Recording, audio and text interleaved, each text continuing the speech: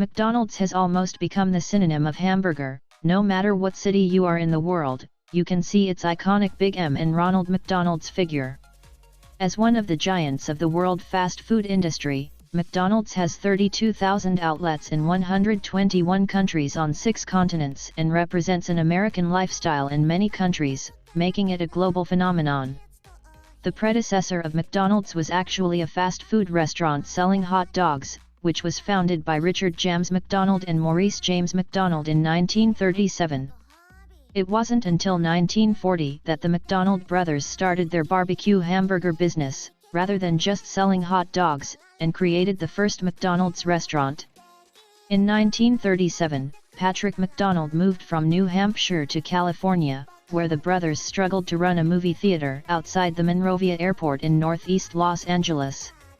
They found that the hot dog stand in front of the theater was doing very well, so they took out a $5,000 loan and opened their own hot dog stand. They opened a hot dog stand and ran it with their sons, Dick and Mac, who moved the stand to San Bernardino in 1940. 8 years later, the brothers remodeled the store and adopted an assembly line fast food concept, which meant their burgers cost only 15 cents, half the price of the competition. They also adopted a new rooftop sign, the famous McDonald's burger.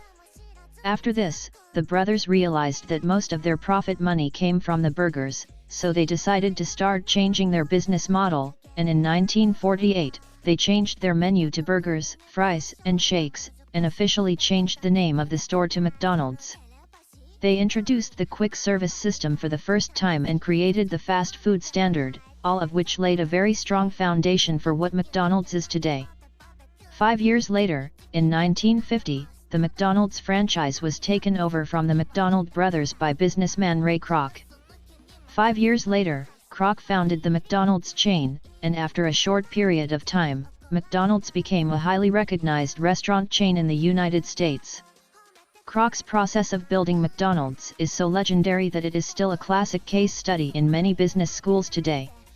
Some people worship him as a business wizard, while others regard him as their life idol. However, there are as many people who worship him as there are people who hate him. The reason is that he is not the one who really founded McDonald's. He just coincidentally took a ride, and then used a little bit of tactics to drive the driver out of the car, and then drove his own car on the highway, and finally reached a good future. In order for McDonald's to move in Kroc's strategic direction, Kroc decides to buy out McDonald's. However, Kroc's partnership with McDonald's is not a good one. However, the McDonald's brothers, who are partners with Kroc, offer a high price of $2.1 million, which makes Kroc a little disheartened. However, Kroc was still determined to buy out McDonald's, and after scraping together enough money, he finally had enough money to buy McDonald's. Simply put, the McDonald's brothers, Richard and Maurice McDonald, developed a quick-serve system for their restaurant, setting the stage for the modern American fast food chain, which has done phenomenal business ever since. After Kroc bought McDonald's, Kroc offered the McDonald's brothers 1% of the yearly sales in exchange for the first McDonald's restaurant, but at the end of the negotiation, the McDonald's brothers insisted that the first McDonald's restaurant they founded be excluded from the deal, which is why the negotiation ended in failure. Since the McDonald's brothers lost the McDonald's trademark, they renamed the first McDonald's restaurant Big Mac, the name of the current Big Mac burger. Of course, Kroc couldn't allow this to happen, and in order to stop the McDonald's brothers, Kroc built a McDonald's restaurant just like the original one, which led to the closure of the real first McDonald's. Kroc, who was only a member of the McDonald's family, built the first McDonald's restaurant in the city. Kroc, who was originally hired by the McDonald's brothers to represent them in the franchising business, secretly expanded his power and eventually forced the McDonald's brothers to sell the restaurant to himself, and the two brothers were out of the game. This saddening story, from one point of view, is a late success, from another point of view, is a dove in a magpie's nest. This black history of McDonald's is described in detail in last year's movie The Great Entrepreneur. It's one of the best business biopics I've ever seen, and except for a few details that are dramatized to heighten the dramatic impact, most of it is basically historically accurate. Keaton, as Kroc, is a tough, hard-working, perfectionist, never-give-up character who is at the same time sophisticated, greedy, and ruthless. However, instead of saying that the movie is well made and the actors are good, I would say that the real world and the real business power struggle are too wonderful and cruel. The movie begins in 1954. Keaton acted salesman, Croc, is practicing his sales skills in front of a mirror over and over again. But this speech doesn't go over very well in the field, and most people don't buy it. Like many ordinary people, Croc's life seems to have no bright spots. He was introduced to society at an early age, lying about his age at 13 to join the U.S. Army as a World War I ambulance driver. Later, he taught piano and worked as a salesman for a variety of products. The only thing that made him different from the rest of the world was that every night, in the dead of night, he would play a success lecture on his record player. Persistence. Nothing in this world can replace persistence. Talent can't replace persistence. It's all too common to see people who are gifted but can't succeed. Genius can't replace persistence. Geniuses are everywhere. Neither can education. The world is full of highly educated fools. Persistence and determination are the only real power. Persistence, remember this key word, is the secret of success, as summarized by Croc himself. But in addition to persistence, life sometimes requires a little bit of luck. The turning point in Croc's life was an order from a restaurant in California. The restaurant first asked for 6 milkshake machines, but when Croc called to confirm, the order was changed to 8. A milkshake machine has 5 heads, so 8 machines means 40 milkshakes can be made at the same time. What kind of business does this restaurant have to be doing to be able to serve 40 shakes at the same time? As if a force of nature had inspired Croc, he immediately set out from Chicago and drove thousands of miles to the small town of San Bernardino, California, where he saw that the McDonald's drive-thru was different from other restaurants. First, in other drive-thrus, customers sit in the car and the waiter goes up to order, while this restaurant has a counter for customers to queue up and order by themselves. Secondly, the food was served so fast that just as Crocker finished ordering, the waiter was already bringing him the food he needed. Yes, this is the fast food chain model we are accustomed to today. What's more, all the people in the queue were looking forward to it, and those who were already eating their burgers were looking satisfied. Croc was instantly energized, because in his decades in the business, he had never seen such a great, popular restaurant. Croc exhausted his words and finally convinced the restaurant owner, the McDonald's brothers, to tell him the secret. The brothers are also in the long-term exploration, thinking about the discovery of the nature of the past car restaurant disadvantages. The target group is not right, the doorway has a cigarette vending machine, jukebox, etc., will attract bad teenagers, punks, dining environment affected, service inefficiency. Consumers have to wait for too long, and because of the busy workload, the waiters often deliver the wrong food, the operating costs are too high, a large number of employees lead to high wage costs, and the wear and tear of tableware is also large. Then they rethought the business model based on these issues, and did 3 things to improve the business model and create a rapid supply system. First, focus on products that sell well. The McDonald's brothers found that the 3 best-selling products in drive-thrus were hamburgers, fries, and beverages, which accounted for 87% of the total, so they refined the menu to focus on these 3 products, which later became so strong that people thought of McDonald's when they mentioned hamburgers. The improved menu is much simpler in comparison. Second, minimize costs. Cancel the delivery staff to become users queuing to pick up, saving a lot of staff costs. Cancel the tableware to disposable packaging, eat and then throw away, no more tableware wear and tear. Cancel the cigarette vending machines, jukebox, so as not to attract the problem of teenagers, but to create an environment for family consumption. Third, the 30-second wait time. The McDonald's brothers spent 6 hours having their staff mimic making hamburgers, making 3 easy drafts, and finally designing the best kitchen layout, and then creating the McDonald's 30-second meal process. The reduction in labor costs made McDonald's restaurants very inexpensive, with burgers at 15 cents and fries at 10 cents. The movie captures this beautifully, capturing the beauty of business, especially the scene where the process is tested repeatedly on a tennis court. It was on this tennis court that the original prototype of the American fast food model was born. Such an innovative business concept and model, Kroc immediately smelled the business opportunities, see the huge potential behind. He desperately wanted the McDonald's brothers to the restaurant model to the United States to promote the opening of restaurant chains. The brothers were a bit hesitant at first, so Kroc gave a passionate speech about how excited he was to see the Golden Arches logo on the road, emphasizing his understanding of the logo. He said he drove through many small towns, and in every town there were two kinds of buildings, courthouses and churches. The church has a cross on its roof and the courthouse has a flag flying from its roof. Churches and courthouses are in some sense related, places where people gather and represent the values Americans hold dear.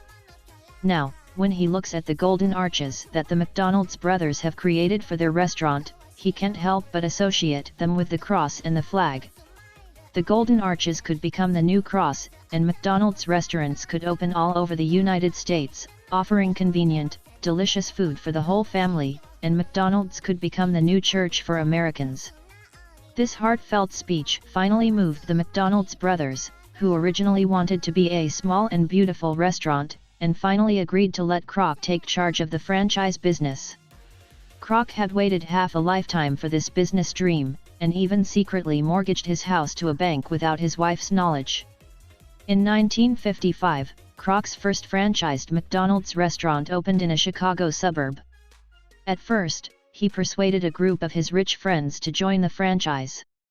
But during his visits, he found that instead of meeting McDonald's quality standards, some of the franchise's cut corners, pickle slices were reduced from 3 to 2, lettuce was not fresh, and steaks were overcooked. In a fit of rage, Crocker went to the golf course, scolded these absent-minded rich people, threw his burger at them, and cut off all contact with them. He was fed up with the old money, and began to look for young people who did not have any resources, but who had the American dream and dared to fight for it. Under Kroc's supervision, all McDonald's restaurants were able to maintain strict product standards, which became one of McDonald's core competencies. Slowly, McDonald's restaurants became very popular and Kroc's reputation grew. Whereas he used to go around looking for people to join him, now people were begging him for a chance to join. The friction between him and the McDonald's brothers over their business philosophy continued to grow. Kroc came up with a number of money-making ideas, such as introducing a partnership with Coke, but the McDonald's brothers rejected them because they feared it would make the restaurant too commercialized. In the end, the McDonald brothers were more interested in being burger makers than ambitious businessmen. They have been too cautious and have severely hindered Crocker's ability to break new ground.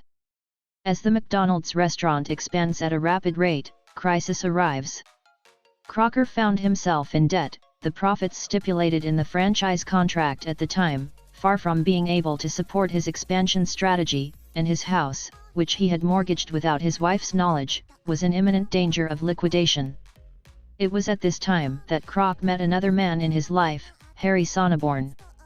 Sonneborn, who worked in the financial industry, analyzed Kroc's financial statements and came up with a bold proposal: you can't make money just from the chain's dividends, you should get into real estate, buy land in a popular location, open a chain on the land, and then reap the benefits by collecting rent. If you want to join the chain, you have to rent the store owned by Kroc, which kills 3 birds with 1 stone. It killed 3 birds with 1 stone. It freed the McDonald brothers from the contractual profit margins and allowed them to earn a handsome rental return. It gave them control over the franchisees, and it increased the value of the parcels of land they had purchased. This stroke of genius led to McDonald's becoming one of the world's largest real estate investors, owning numerous prime lots in more than 100 countries around the world. The McDonald brothers soon discovered Kroc's approach and challenged it, but they were no longer able to control Kroc. Kroc said, almost rudely, that the contract stipulated that the McDonald's brothers had the right to decide what went on inside the store, but not what went on outside, whether it was the air above or the land below. The conflict between the two brothers is now completely open. But by this time, the balance of power between the two sides has changed dramatically. Kroc is the CEO of a large company that owns real estate in 17 states, while the McDonald's brothers own nothing more than a tiny restaurant in the desert. Kroc showed his cards, let the McDonald's brothers make an offer to transfer the McDonald's brand to themselves, or else they would file a lawsuit, and anyway, they had the money and the power to afford it. Finally, in 1961, Kroc bought all the McDonald's restaurants from the McDonald's brothers for $2.7 million, and finally took the restaurant business that he had worked so hard for the last half of his life under his own name. After paying taxes on the money, the brothers split exactly $1 million each. This amount was considered an astronomical price at the time, and Kroc had to work very hard to raise this amount of money. There was also a verbal agreement that the McDonald's brothers would receive 1% of all McDonald's restaurant profits in perpetuity.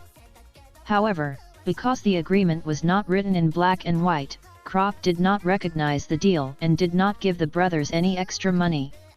After signing the contract, the McDonald's brothers asked Kroc why he didn't secretly learn McDonald's secrets and start a new restaurant instead of franchising. Kroc made another famous statement. "It's not the fast system, it's the name McDonald's that really counts. There's an infinite amount of magic in that glorious name, and it can be anything you want it to be. It's like an American feeling. A man named McDonald's can never be pushed by life." Here's another tidbit. The two brothers came with a request to keep the first McDonald's restaurant in San Bernardino, which they wanted to give to the founding employees to continue operating. Kroc agreed, but in a different twist, he pointed out that the contract only stipulated that the brothers would own the restaurant, but did not allow it to continue to be called McDonald's. The brothers were left with no choice but to take their chances.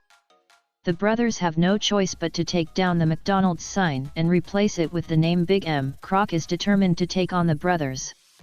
Kroc insisted on driving them out of business and demonstrated by opening the 100th McDonald's restaurant next to them. As a result, Big M's business plummeted, and after a few years of hard work, the restaurant closed its doors and went out of business. The McDonald's brothers retired completely. Today, McDonald's restaurants can be found everywhere. No matter where you go in the world, you can see the golden arches, glittering, as the core symbol of American culture. The original founders of McDonald's, Richard McDonald's and Maurice McDonald's, have remained hidden in the background of history, only to be mentioned in the memories of future generations. In a sense, Kroc is a yardstick. How you see him, whether you admire him, appreciate him, or hate him, is a good indicator of how you feel about the world. However, whether you like him or not, you have to admit that he has those qualities that only belong to successful people. For example, an extreme desire for success, or in other words, ambition. Recently, there is a popular saying, "Poverty limits my imagination." In fact, it is not poverty that really limits imagination, but the lack of ambition. Ambition is more powerful than dreams in driving a person. The McDonald's brothers had a dream. They wanted to be an efficient, fast, small and beautiful restaurant, and they succeeded. But they didn't have the ambition to go any further, so that's where their success stopped. While Kroc has ambition, he saw the McDonald's model behind the huge business potential, and dared to think of McDonald's like a church to open every community in the United States, so finally he also got with such a grand ambition to match the great success. Another example is the perseverance of never giving up. At the end of the movie, the same success speech from the beginning, entitled "The Power of Positive Thinking," reappears. Over and over again, on the countless frustrating nights before he turned 52, the once depressed salesman drew strength from those words. Persistence. Nothing in this world can replace persistence. Talent is no substitute for perseverance. It is all too common to find people who are gifted but fail to succeed. Genius can't replace persistence. Geniuses are everywhere. Neither can education. The world is full of highly educated fools. Persistence and determination are the only real power. The earliest mascot of McDonald's restaurant was not Ronald McDonald, but a mascot named Speedy to symbolize their fast service mechanism. However, in later years, McDonald's asked Michael Plokoffs, originally a circus clown, to create a new mascot, so he used the clown as the prototype when designing the new mascot, which is the origin of today's Ronald McDonald. Ronald McDonald's official name is Ronald McDonald, but it was changed to Donald McDonald in Japan because the R is not pronounced in Japanese. Interestingly, in 2005, Ronald McDonald, a man with the same name as Ronald McDonald, actually robbed a Wendy's in the United States. The original Ronald McDonald was set to be gender and age neutral and was a leader of the masses. Since Ronald was difficult to pronounce, everyone called him McDonald, and over time it was assumed that his last name was his first name. McDonald's has a great way of using emotion to create an image. As the most famous fast food restaurant in the world, McDonald's initial business performance was also very modest. It wasn't until 1957, when a man named Goldstein joined McDonald's, that it began to advertise for promotional purposes. 1960, when ABC launched a national children's program, The Poso Circus, Goldstein found it so entertaining that he saw the opportunity to exclusively sponsor the circus, and asked Poso to play the role of Poso for McDonald's to advertise. He also asked the character of Boso to advertise for McDonald's. Poso, the comical clown, earnestly shouted to the children, "Don't forget to ask Mommy and Daddy to take you to McDonald's." As the children laughed and remembered Poso's words, more and more people patronized McDonald's, and the sales went up. However, the good times didn't last long. In 1963, the Poso Circus program was discontinued, and McDonald's business became more and more miserable. Goldstein knew that parents love their children, and even the smallest request is considered reasonable. In view of the deep impression left by Boso's clown on the children's hearts, Goldstein decided to create a Ronald McDonald who would faithfully stand by the children's side and become their big friend. When the statue of Ronald McDonald was displayed in front of the store, it really attracted a lot of customers, many of whom were children. From then on, the business of McDonald's became more and more prosperous. Ronald McDonald was brought to life by the McDonald's brand, and in August 2003, McDonald's Corporation honored Ronald McDonald with the title of McDonald's Chief Happiness Officer, CHO. At the time of his death, founder Ray Kroc used his entire estate to establish the Ronald McDonald Charitable Foundation. Each year, McDonald's Corporation donates a portion of its turnover to charitable causes.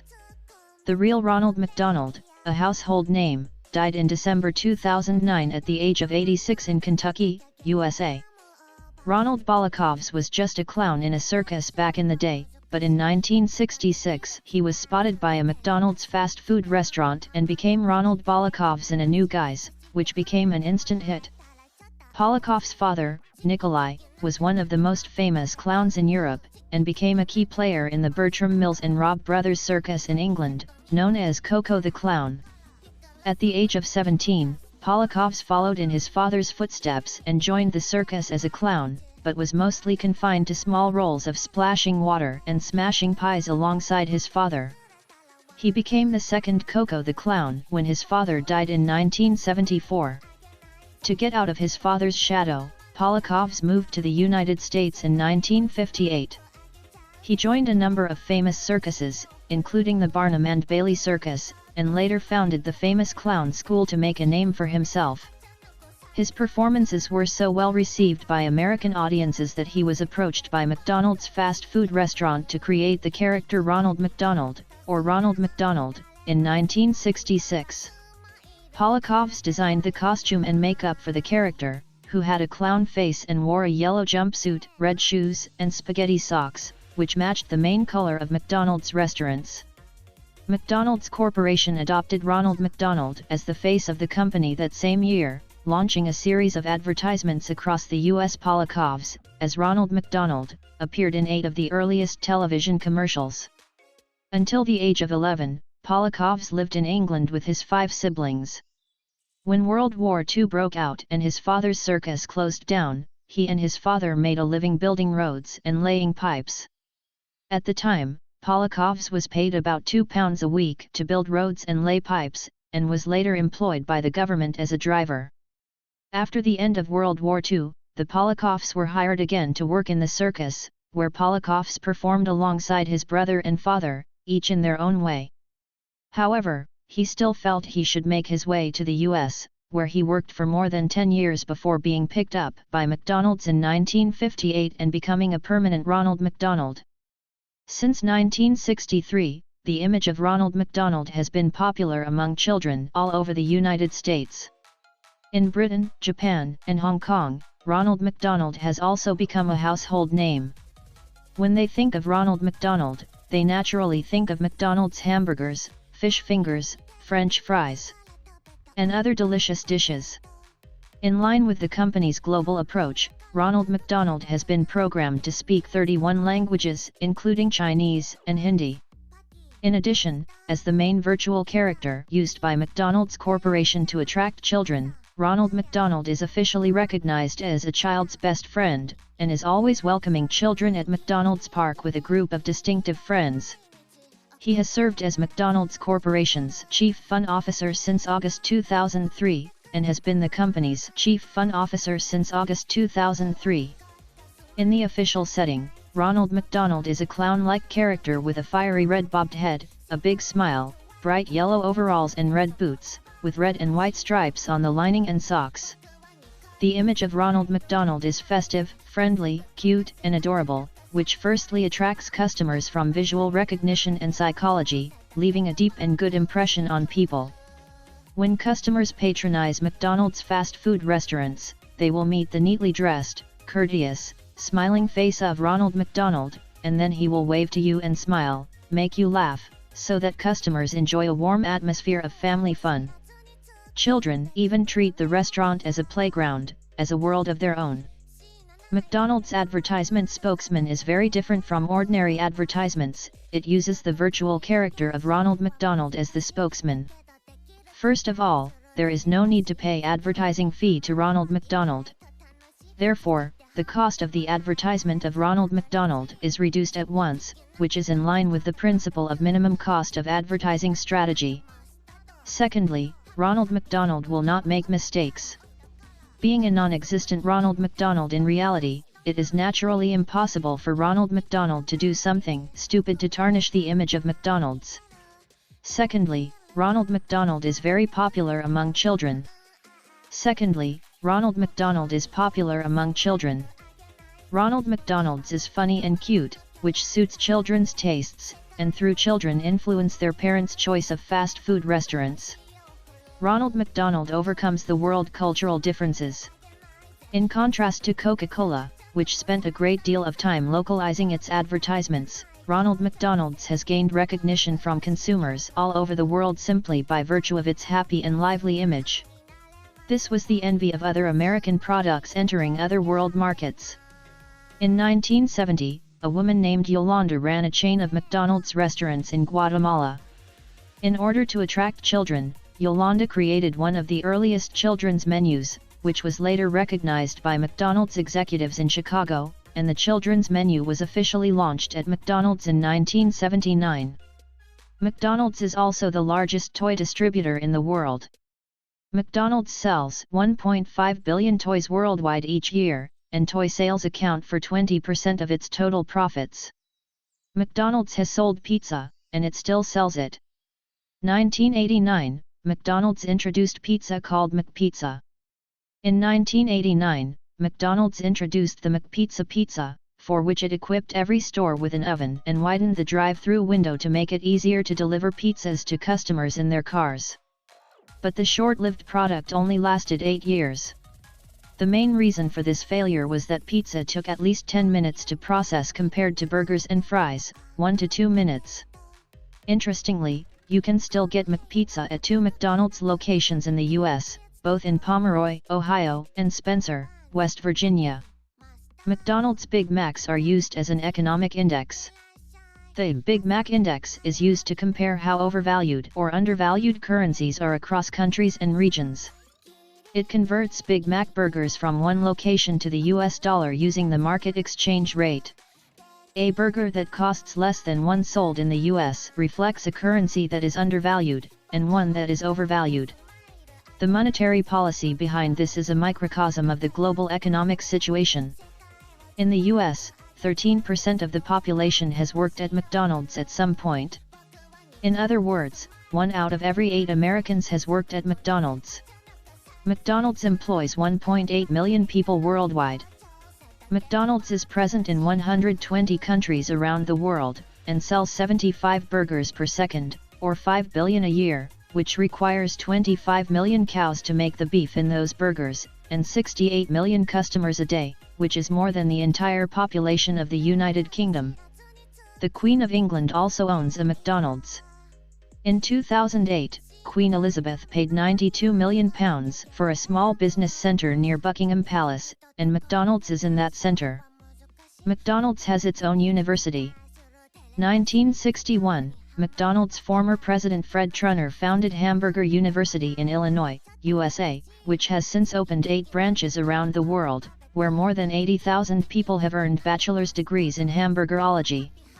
It takes 7 hours of walking to burn off the calories and fat of a Big Mac meal. McDonald's website advises its employees to stay away from junk food. 2013, McDonald's published an article on its internal website for employees advising them not to consume high-calorie junk food such as burgers and French fries. McDonald's shut down the entire website after it was reported. In 2016, the number of McDonald's stores in the United States decreased for the first time. The ratio of new McDonald's locations opened to existing ones closed globally has been on a downward trend since 2010, and this year marks the first time in nearly 80 years that McDonald's closed more stores than it opened new ones in the United States. Globally, however, there was a net increase of 300 new locations. Bill Gates has a McDonald's Lifetime Gold Card, which entitles him to unlimited free food at McDonald's locations worldwide. McDonald's spends $1 billion a year on marketing, which accounts for roughly 0.16% of global advertising. The largest McDonald's store in the world is in London, which opened during the 2012 London Olympics with 1,500 seats and 470 service staff. The Wangfujing McDonald's in Beijing was the largest McDonald's in the world at the time of its opening, but it was soon surpassed by the Red Square store in Moscow, and in 2012, the London store surpassed the Moscow Red Square store again. McDonald's is not the largest fast food chain in the world. The world's largest fast food chain is Subway, with 45,000 stores worldwide, while McDonald's is second with 36,000 stores.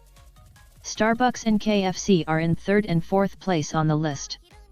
The McDonald's M-shaped logo is the most recognized logo in the world, even more than the cross.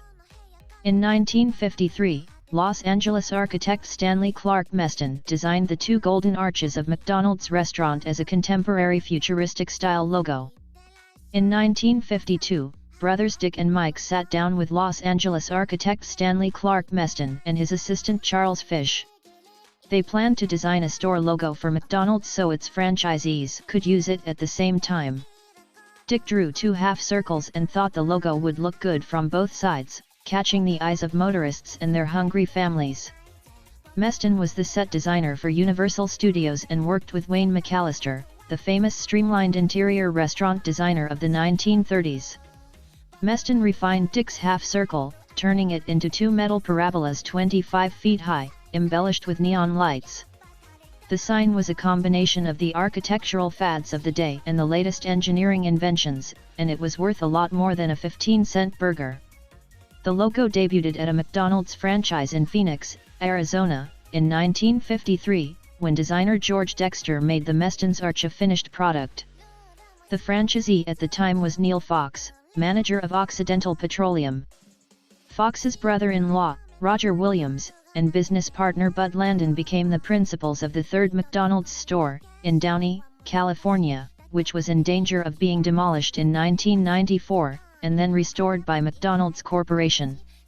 The McDonald's logo is based on the intersection of 2 golden arches that can be seen from certain angles when standing in front of the store. The double arches, or M logo, was introduced after 1968.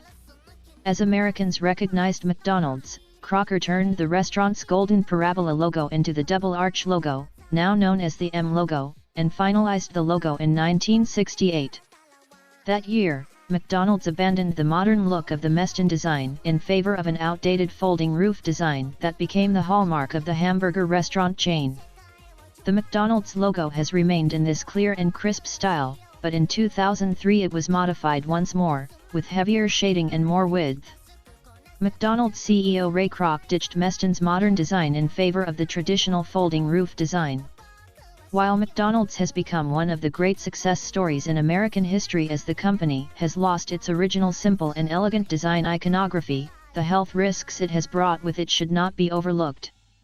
Although the scenario envisioned in Morgan Spurlock's 2004 film Super Size Me doesn't quite hold up, no one consumes 50,000 calories a day at McDonald's and eats only McDonald's 3 times a month. The film is a great example of how the company can be a success story in America's history. McDonald's, but the movie is a solid indictment of the fast food chain, and McDonald's is no longer the simple concept it was in the 1950s. Nowadays, the golden arches of McDonald's have been given a lot of symbolic meaning. They represent aggressive global capitalism, overconsumerism, and the culture of American hegemony. But McDonald's is not invulnerable. The logo for the small-town Arizona McDonald's that opened in 1993 was lime green because the local city council decided that the yellow color didn't match the red rocks that littered the area and was detrimental to the appearance of the city, and the law required that it blend in with the local scenery. For the same reason, the McDonald's sign in Monterey, California, which opened in 2010, is black, designed by Fresno architect Gary Vigan in a church-like style. In the Champs-Élysées of Paris and the medieval city of Bruges, the McDonald's logo is white. Although McDonald's is very protective of the M logo, its locations around the world are willing to comply with local architectural requirements and change the color of the logo. The McDonald's arch logo has attracted the attention of contemporary artists in much the same way that Camel soup cans attracted the artist Andy Warhol, who became an overnight sensation when he exhibited a painting of a Camel soup can. Australian artist Ben Frost has painted on McDonald's French fry boxes, drawing from comic books, cartoons, fairy tales, artifacts, comics, and superheroes. In 1998, Masato Nakamura debuted the McDonald's logo at Tokyo's Museum of Contemporary Art. He says that the crown of arches can represent anything you want.